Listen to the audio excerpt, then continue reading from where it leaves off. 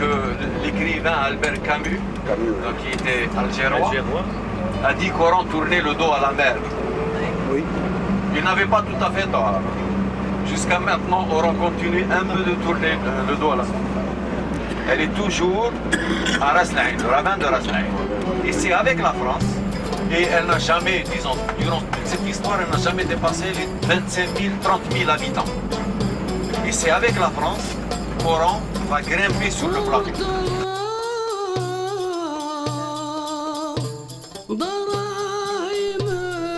Que venaient-ils chercher en Algérie, ces voyageurs atypiques, portant, bon gré mal gré, un demi-siècle et plus d'histoire sur leurs épaules?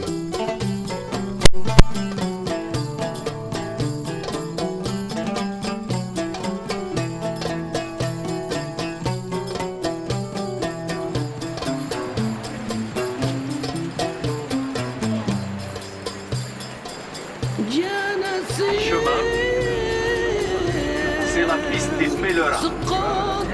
Elle continue de ce côté-là. Et elle mène à la chapelle. Moi, tout à l'heure, nous étions à la chapelle. Et vous voyez là-bas, tout à fait au bout du port, il y a une langue de terre qui s'avance dans la mer. C'est cette langue de terre qui était le port naturel. Elle abrite à peu près un bassin de 50 hectares. Et donc c'est derrière cette langue de terre que venaient accoster les navires, avant que le port ne soit construit.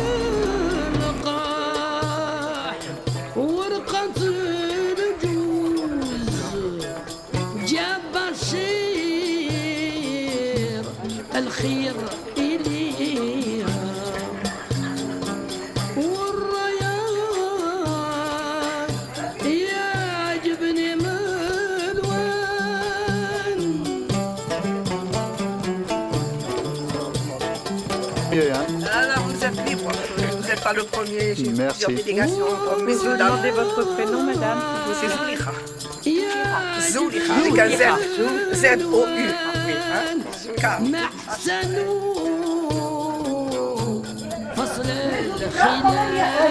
n'y a pas de ha. Voilà, alors C'est la prononciation. Ça pour les Espagnols.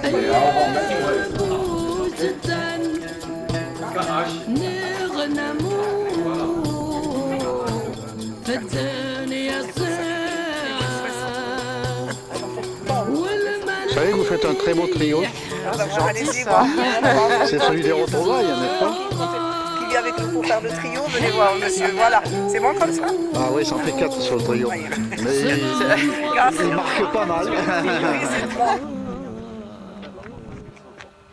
Je disais que sous cette montagne, qu'on appelle la montagne du 100 ans, il y a un abri anti-atomique. Et c'est la partie opérationnelle qui est sous cette montagne. La partie logistique est sous celle-ci. Elle est sous nos pieds.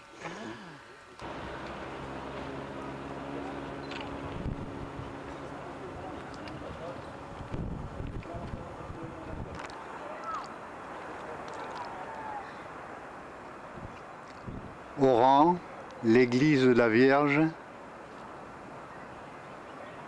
vers laquelle convergeaient les pèlerins du 15 août. Même la Vierge qui est au bout et qui, elle, est la réplique de Notre-Dame de Fourvière de Lyon. Si Ouais. vous allez à Lyon, c'est la même. Oui, oui, Elle a été coulée dans le même moule. je confirme. Et dans les années 50, on démolit la chapelle et on construit cette basilique. Et le dernier coup, si vous voulez, la dernière touche a été donnée en 1959. Quant aux Vierges, il y en a eu 4 qui se sont succédées. La première, Notre-Dame du Salut, qui est en bois doré, qui a les mains jointes, qui va rester ici 2 ans. Elle est actuellement à l'évêché d'Oran, jusqu'à 2 ans après, elle est remplacée par une autre.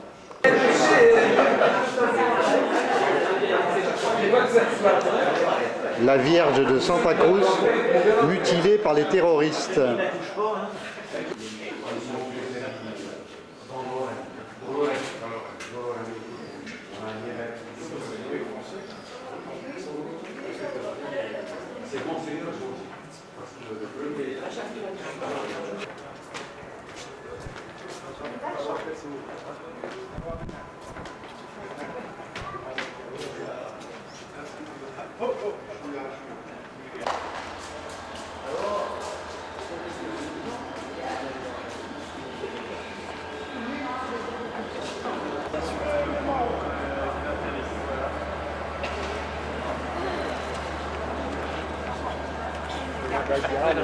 Voilà les cheminots d'Oran. C'est des contrôleurs, les chefs de train ici, c'est les trois chefs de train ici. Parfait. Merci et bonne chance. C'est bien à toi aussi.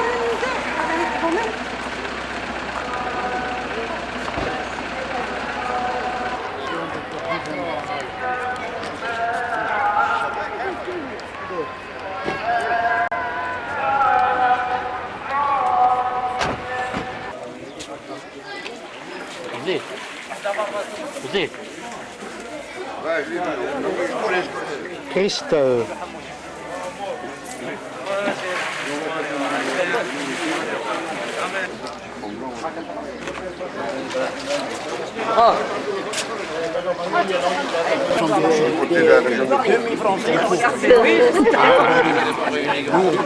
Et le plus con des deux n'est pas celui qu'on pense. Hein. Il y a une indépendance, il y a un écart, il n'y a pas d'écart.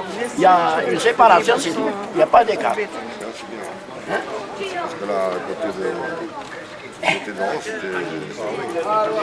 Là, ça a changé quand même pas mal de choses. On a trouvé des grands bâtiments, des champs, des fleurs, tout ça. Il n'y a plus personne qui s'en sert. Vous en servez de l'école encore? Oui. Ah bon?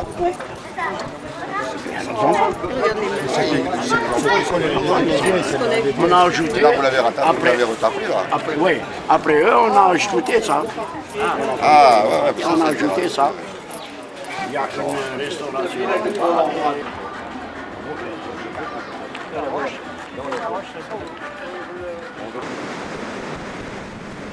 Les Andalouses.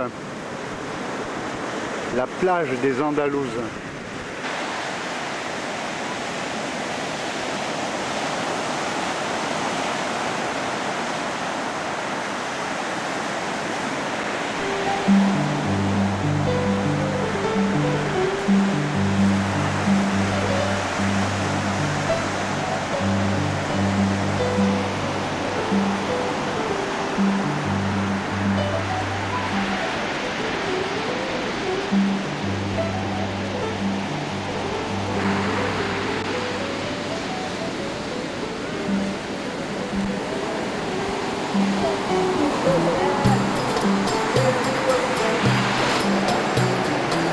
Son Excellence l'ambassadeur de Grande-Bretagne et son épouse.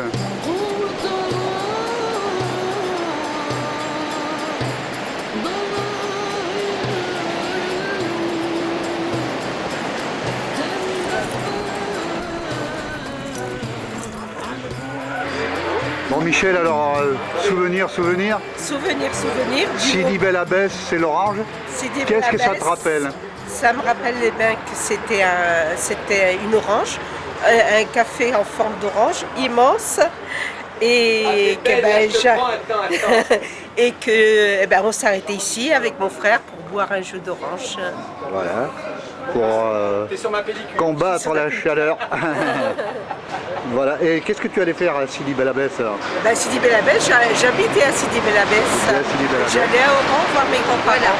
Ok.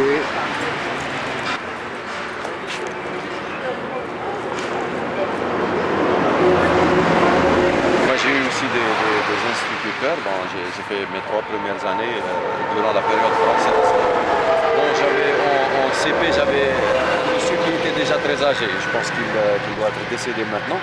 Mais en CE1, j'ai eu un monsieur qui était jeune. Et dernièrement, j'ai reçu un groupe donc, de Kibiriens. Et il y avait une dame qui connaissait un ancien instituteur. Et elle a recherché après M. Matteo, donc celui qui a eu. Elle m'a dit qu'il est actuellement en Nouvelle-Calédonie. Lui, j'aimerais bien le revoir. Ouais. Oui, c'est un peu loin, la Nouvelle-Calédonie. Mais c'est loin la Nouvelle-Calédonie. Ah oui, c'est loin. Ah, oui. C'est comme ça. Oui, si c'était en France, vous auriez l'occasion d'y aller peut-être. Mais oui, en France. En Nouvelle-Calédonie, on n'y va pas tous les jours. C'est le bout du monde. Hein. Oui. Vous étiez enseignante? Oui, oui. Ah d'accord. À Annaba, vous avez enseigné? À Neba.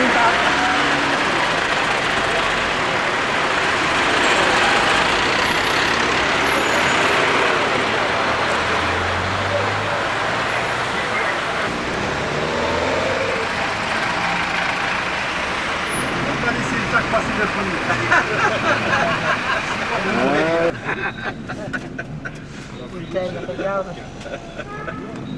Il faut faire au moins 4 fois. Sidi Belabès.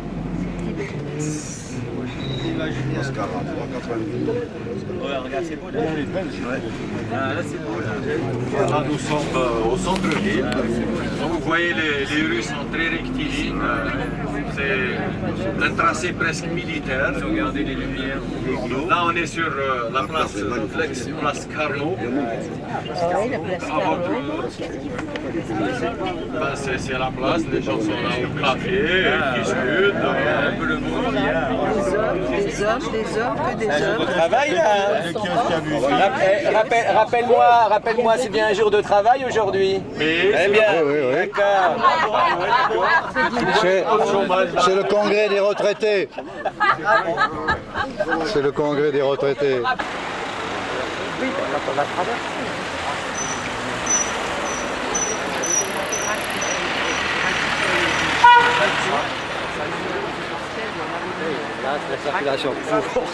Pour nous, ouais. L'hôtel de ville de Sidi Belabès.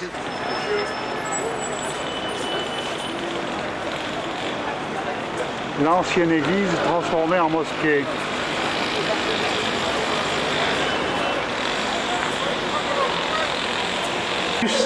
Les lustres de la République française. On dit ça, hein.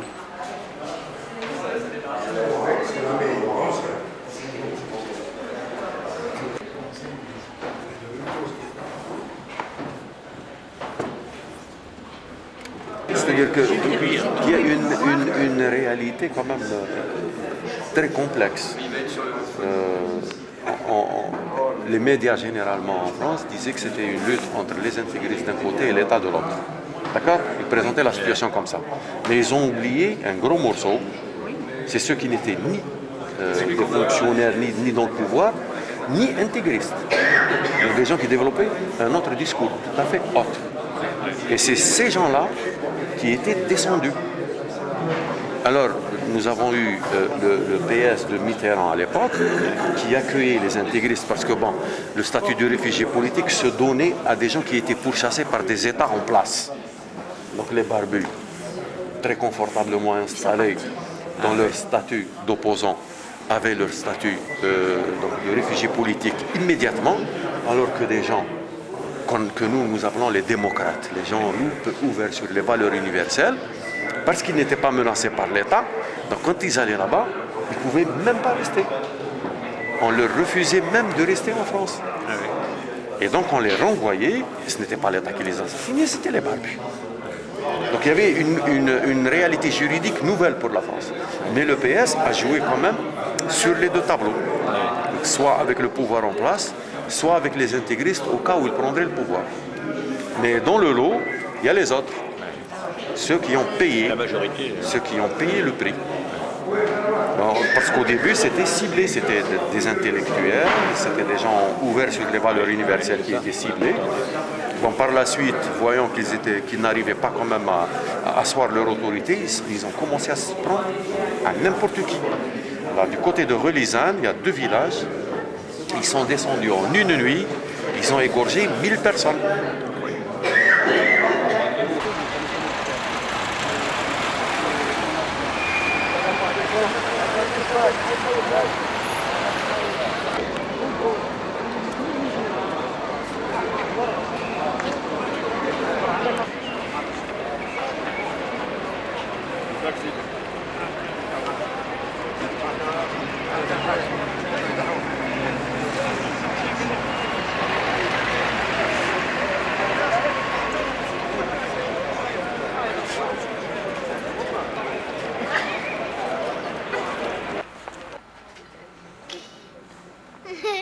Comment tu t'appelles?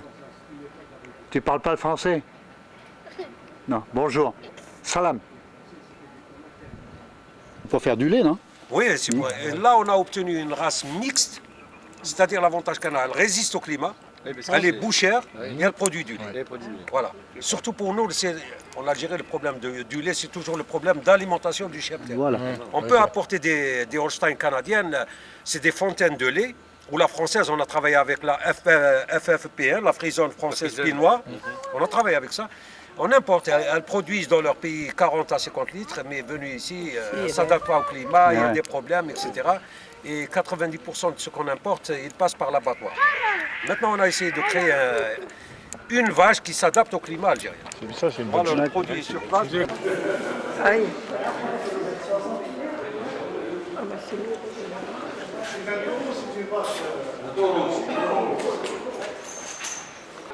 Il devait y avoir des numéros. Il y a des